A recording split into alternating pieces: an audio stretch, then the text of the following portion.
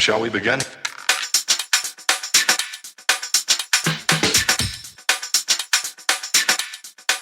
Let's begin now. All right, everybody. After a little bit of a hiatus, I am back. Been off for about a month. I needed to take a mental break, but no better way to come back to the Frankly Francisco podcast with my first interview in a month with Miss Jalesa Carrol. How we doing, Jalesa? We haven't spoken in almost a year. How things have been? Things have been good, and I know it's been a lot has happened in 2022. It's just like stuff just took off. Listen, your episode that we did together was amazing. It was one of my highest downloads from last year, and it was towards the end of the year that we did the interview, almost around this time, and it was amazing. People tuned in, people loved your story, so I figured why not bring you back towards the end of the year, so see how you've been since the year ended, the year started, and now towards the year ending. So tell me, how have things been since the last time we've had a conversation? Things have definitely been good. I'm in a more peaceful place. Like after I wrote the book and got it out there, I just been in a place of like, dang girl, you really did it. Like you a whole author. Like people gotta put some respect on your name. So it just makes me feel real good that I'm able to just share my story with others and to get a lot of good feedback about it. So I've been amazing. So last time we spoke, there was a lot of hurt in your voice. You just had a rough patch with your mom, and you didn't think you were going to come on the show, but you gutted it out and you did it, and it was amazing. And you put your heart out there. Since then, you look a lot happier, a lot healthier. Things seem to be going well with you. Have you had a chance to heal from that trauma that you had? So even what happened between me and her before the first podcast, I have not spoken to her since then. And I kind of been in a place of that's always gonna be my mom. I love her. But sometimes you just gotta let people go, and you gotta move on and live your life. So I'm in that type of place. Like if you bringing me negative, anything negative or anything that's not moving me towards destiny, I gotta let you go. So I'm in that place. Like I always love her. That's always gonna be my mom. Can't nobody talk about her. Like I will fight you, but I'm just in a good place. Like it's no love lost for nobody. So. Listen, it sometimes peace is the most important thing, and it's always going to be your mom. Like we all have trouble with our moms sometimes, and some moms are a little bit more toxic than others, but they're still our mom. We're still going to love them. We're still going to want to see them do well, but sometimes you do need to take that step back and just breathe for a little while, and then it'll come around. The relationships always have a chance to mend. But for you, this transition, since the book has come out, tell me what has been going on. What have you done so far to promote the book? Have you done readings? Have you been on any other shows? Tell me about it. So I have been on a radio station. I was able to talk about the book and promote it on there as well. And just this weekend, I was a vendor for this conference that came to Charlotte. So I was able to get my name out there, and a lot of people came to buy the book. So those are probably the only things I have done so far. But as far as like marketing, me just putting it out on my social media, Instagram, Facebook, definitely has gotten a lot of reviews and feedback. And I almost forgot, I did go home to Georgia and do an event for one of my close friends in high school. She invited me to be a speaker, and I was able to sell books too. Nice. Look at you making some moves. Yeah. So tell me Yes. about that experience on the radio show. How did that work for you? Did they come in? Did they prep you first? How was that experience? Because I've never been on a radio show. This is as close to a radio show that I have.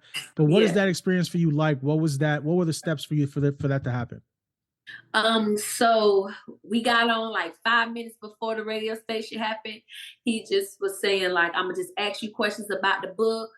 We're gonna take questions from the audience. So really, it was probably questions that he might have written down, but the answers was just coming off the dome for me. And doing that is definitely, a lot of people saw how much wisdom I had. So by me just being able to speak freely, a lot of people gave me feedback on that. It was just like, man, you could tell like she has grown and she has so much wisdom that I'm also helping older women who might have dealt with the trauma and never really healed from it. So that was a blessing to have that experience as well.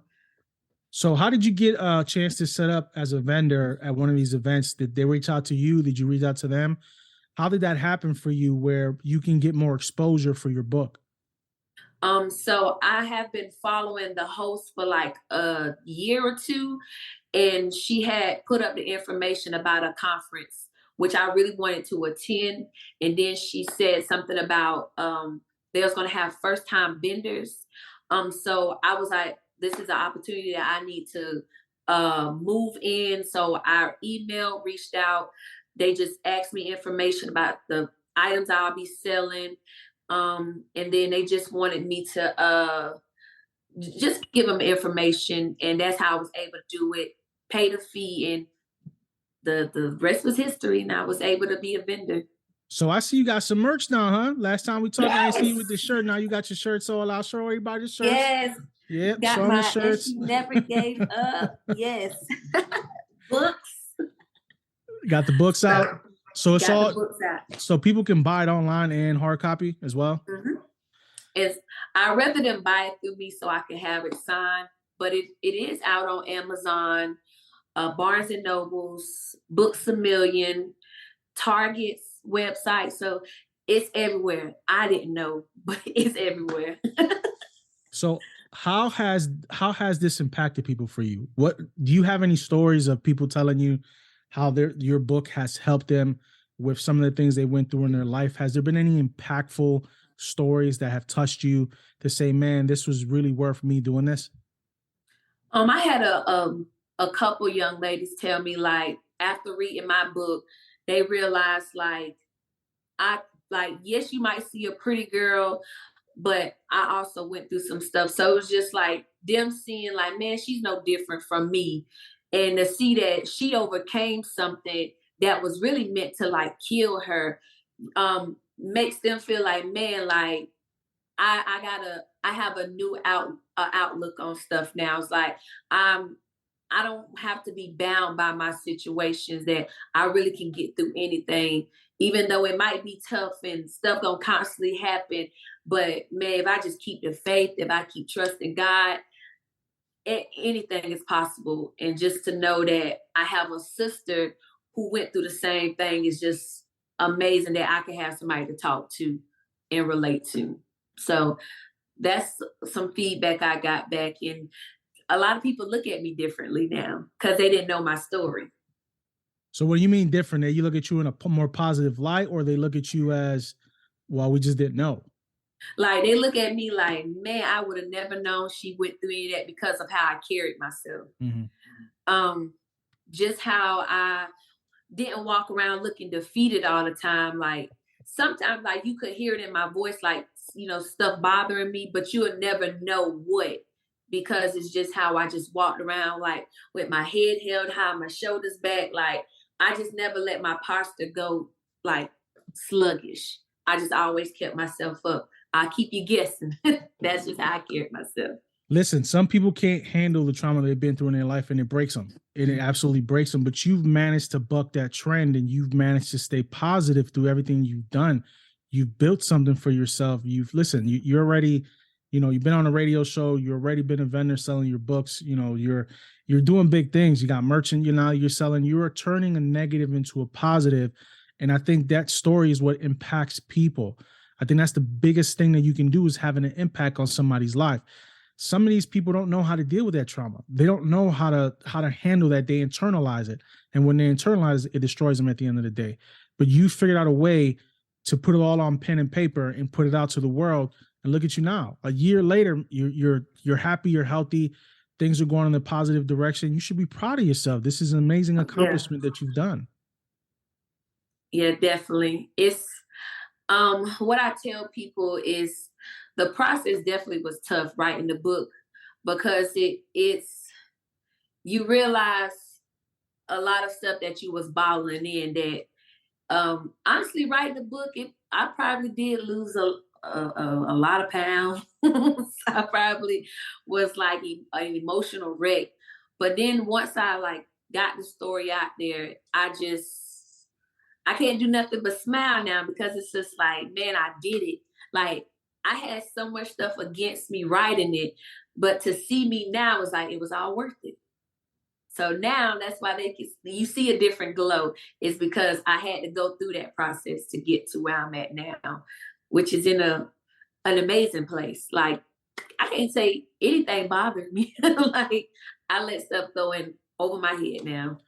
Now, with the new lease on life, a new positivity you have from releasing this book and getting all that emotion out, what's your muse now? What do you have? I know you want to write again. I know there's other stuff you want to put out there, but how do you find that muse? How do you find what's going to trigger you for you to write? Because you don't want it to be something that's going to make you depressed. You don't want it to be repressive memories. What is it that you're going to try to find to inspire more people? Oh, that's a good one. I honestly could say, well, the next step I really want to take is to really write prayers, a journal to kind of help young ladies stop bottling up so much emotions and, free yourself. So I want it to be something that's positive, but also a way for you to kind of release certain things. Like, because I know, like, after you read my story, I'm leaving you guessing, honestly. So it is a part two that needs to happen. Mm-hmm. But right now, I'm not going to say I'm like in a great space. I still have a story to tell, but I'm kind of in a place to where, like, I want to go in a direction to kind of help a young lady recover herself how I might recover myself, which was through prayer. So I think that's the route I would want to go in for another book. Is like a prayer book journal almost. So, I mean, you found another avenue. You were recently a speaker. You went back home to Georgia, and how'd that go? How was being a motivational? You basically a motivational speaker. How did that go for you? How did that conversation go? Being in front of people like that, what was that like for you? Because some people they freeze up. How did you find that oomph to get out there and look at people in their face and hold that conversation? Because you have eyes staring at you. I always been a confident person. You'll never know I'm nervous unless I got to hold a microphone. You gonna see my hands shaking. But I always just been a confident person. And when it's something I love to do, which is, motivate others, stuff just flow out. It just flows for me. So being able to get up there and speak from the heart was an amazing experience. And I felt like after that event, I feel like I impacted a lot of people with just a few words I said. And even from that, I got great feedback because I told them your number one supporters will not be family. And I stand on that. Like your number one supporter will always be a stranger and somebody who really does not know you, but has found interest in what you have to say in the book. So just saying that alone, just kind of really encourage other young ladies like, man, I should do this. And to have expectations like, I'm not going to focus on who's not supporting, but focus more on who will support me once I get this out there. Well, listen, that's 100% on what you said. It's always the strangers are going to support you more than family. It's amazing. This is what the show is about. This is what I do. I help people, try to get them exposure to get them out there for the things that they do. Like I said, I'm a stranger to these people. You didn't know me from Adam when you met me, but yet that one episode, I mean, it made a positive impact on my end for my downloads, and it definitely made a positive impact on your end. Because look where you are. You turned something that you didn't wasn't sure about coming on the show because you were dealing with things, and it turned into something great. I mean, and that's something you should be very, very proud of. And it just makes me want to continue doing what I'm doing because, listen, it's people like you that make this show worth doing because I'm hearing stories from you. I'm hearing things of the things you're accomplishing, and now you're starting, and it's beautiful because I'm like, listen, man, this girl was on my show. You know what I mean? I gave her an outlet to get out there, and things have taken off for you. Your talent your talent is gonna take you a long way, but it's your willingness to give back, I think, is the most impactful thing. And you've gone out there, you've already done a talk. You're already mentoring kids as it is already. Long term for you, what is the ultimate goal for this? Do you want to write full time? Or you wanted to be a full time speaker, motivational speaker, and travel? Talk at women's rights. Things that are going to impact young people. This is more, I think, more about young people, because there's a lot of trauma that's, as older people like us, it's kind of hard to deal with our trauma sometimes. Like, I'm 43. Like, I got trauma that it's going to be with me the rest of my life, no matter how much I try to impact it. But if you can catch kids early, before that stuff gets deep seated, it'll be easier for them to deal with. Because I'm a hardhead when it comes to with my trauma. I know I have it, and I know I have to deal with it at some point, and I try to deal with it, but I'm at that space where I just I try to bury it as deep as I can bury it and forget about it. And I know that's not good, but doing this podcast helps with that. Doing this, like having conversations right now about trauma, it helps me deal with some of the stuff that I've gone through when I was younger. But for you, what is the long-term goal for this? What are your plans? What do you want to do? I definitely want to be a voice for the youth, to let them know that there's somebody who can relate as well as listen to you and give you good advice. So I definitely see myself being a mentor, having speaking engagements. I definitely want to open up a nonprofit to where I can have little group sessions with young girls, young boys, because I don't just want to reach girls. I also want to reach boys as well. But definitely just be that person somebody can look up to and be like, man, if she did it, I could do it. Because that's really my main goal, is for people to look at me and say, man, if she went through a mom on drugs, losing a dad at a young age, being sexually molested, having suicide thoughts, like if she could do it, I could do it. So definitely just being that voice for the youth and let them know, like, man, I'm gonna stick beside you. What's that said? That's mine. I'm gonna stick beside them. So like you, I lost my dad when I was 11. So it had I had to grow up very, very quickly. I lost him to, he OD'd. So I lost my dad when I was young to drug. He was my anti-drug. He was one of the reasons why I really don't do anything. I don't smoke. I barely drink. I don't do any hard drugs, is because of that. That had such an impact on me growing up, and I had to grow up fast. My childhood went in a blink of an eye after my dad died. So I know where you're coming from that, and I feel that, and I get it, because it impacts you, because now you're growing up in a household with our father, and you can have a lot. You can have a lot of male figures in your life, but it's not the same thing as having your father there. There's a difference. You know what I mean? So, I'm very, very happy that my children are growing up with me in the house. I got 3 teenagers, which, trust me, is a pain all to itself. But I get the impact, and I get how it can affect somebody. I could have went the other way. Instead, I stayed motivated. I stayed hungry. Now, were there times where I was lazy and didn't want to do anything and thought life wasn't worth living? Yes, I've had those thoughts. Mental health is a very important topic and a very important issue. And some people just don't know how to deal with that. But I learned how to get through it. And it just the trauma made me stronger in a way. It didn't turn me into a victim. And I don't think it turned you into a victim either. It turns you into a survivor, and it made you tougher, but you had to find a way to spill it all out. You know what I mean? Because it could have broke you at some point if you didn't. And I think this book directly impacts that for you. And I think it's brilliant that it's found a way for you to be positive in life now. Yeah, definitely. So next steps. What are the next steps for your book? Oh, the next steps. So I definitely want to market myself more. Definitely trying to go to schools, go to libraries, definitely just let people know, like, hey, I'm here. Like, I don't want to just, stay in one bubble. I want to expand as much as possible, go everywhere I can. However far this book takes me, I'm trying to go there. So definitely trying to connect myself with just different people, homeless shelters, like I said, libraries, just anywhere that can use a person like me. So how do you balance all this? Because I know you have a regular job. Then you got to do the Yes. promoting for your book. And then you got to try to make time for you to, if you're going to do a book reading or you're going to set up as a vendor, how do you find it? Where's the balance coming from? So the balance has to come from getting this information ahead of time, not just letting it hit you at the last minute. Definitely, like I said, planning in advance to know, like, hey, this is what I want to do. Set my mind on it and go for it.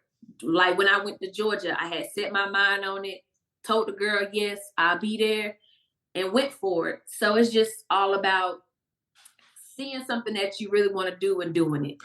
Like, if you think twice on it, you ain't gonna do it. So I'm just the type person, do it. And that's how I was able to just get on the radio station, be a vendor, is because I saw the opportunity and I went for it. Instead of just saying, nah, I gotta work, I got a 9 to 5, I don't need to do this right now, and just really like jumping out there, get my name out there. So let me ask you a question. How did that feel going home back to Georgia? How was that experience for you since you've been up here for a few years now? How did that impact you? How'd you feel? What were the emotions like? It was funny. I have not been home in a full year. So going back home was like, wow, like I wasn't able to see everybody. Um, I I had emotions because I was like, man, I'm here, but I'm not really getting the support of my book from my family. So it's just like they could care less when I'm really here. So I'm gonna just pop in, pop out, and just do my own thing and go handle my business with my book. And that's kind of what I did. I mean, it's good that you were able to go down there, but it's kind of sad too that, you know, family doesn't support you when they should. It's crazy to me, man. Jealousy is a crazy thing. People never want to see you doing better than them, even family. No, You know, no.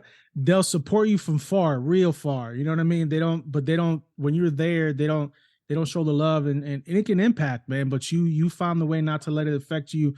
You stay strong, did what you needed to do. How long was that trip down there for? It was 4 hours. Oh, no, I'm saying how many days did Oh, you stay there? one. You stayed there one day? One day. Wow. Turned around, huh? Came and turned around Okay. and went back home. Yeah, I went down there. I was on a mission. I said, I'm coming down here. I got business to handle. You know, like I love y'all. I talk to some of y'all when I can, but I'm down here trying to make a difference in somebody else's life. So Listen, if you that's saw me, you awesome. saw me. One day, that's crazy. One day. Hey, I can't even lie. I did that this summer. I drove to Ohio early this year, dropped my son off to my mom's for the summer and turned around and came right back. Yeah, Like, like when you got to work, you got to work. You can't be, you yeah, know, but your job was a lot easier than mine because mine was 8 hours. Yours was only 4. So yes. what part of Georgia did you go to for the talk? Brunswick, Georgia. That's on the coast. Oh, it's by like In between Savannah and it's between Florida. Savannah, Florida. Wow, that's only 4 hours down there. Yeah. Never heard of it down there. I know I've heard of Savannah and I've heard of Jacksonville, but never Brunswick. So it's just like you said, ain't much. It ain't much. It ain't much. Listen, anybody only know Brunswick because of the Ahmaud Arbery situation. Mm-hmm. But if that didn't happen down there, you wouldn't know Brunswick because it's like a little small town. Is there any food spots that you hit while you was down there?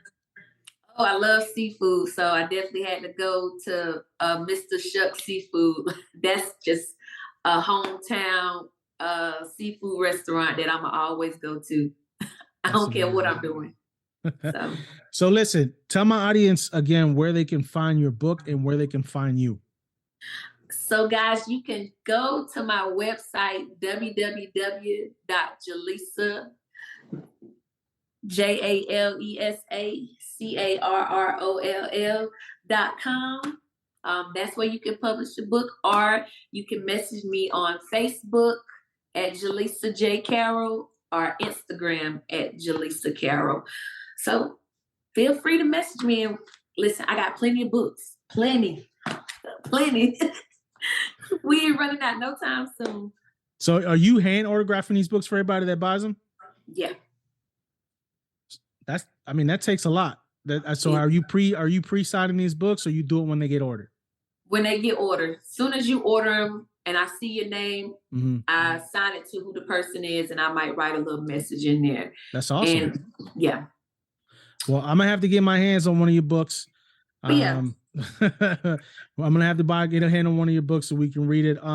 Listen, it's fun every time I have you on the show. I love to see your progress. You have been, it's been a great thing to see you progress, because I've been following you on social media and seeing how your spirits have changed, and how well you're doing on your own personal journey that you're on. We'll have to get you back on here another year, see what your progression is then. Hopefully by then you'll have another book out and your journey has grown even faster and steadier. Just continue to grow, continue to be yourself, continue to focus on you, because if you don't focus on you, it's the worst thing you can do. You're more important to yourself than anybody else is to you. Do you understand what I mean? It's one of those things where your self-care should be number one for you at the end of the day. But I'm gonna leave you with what I leave everybody with. No matter what anybody tells you, if you found your purpose, live it. Thanks for tuning in, everybody. We'll talk to you later.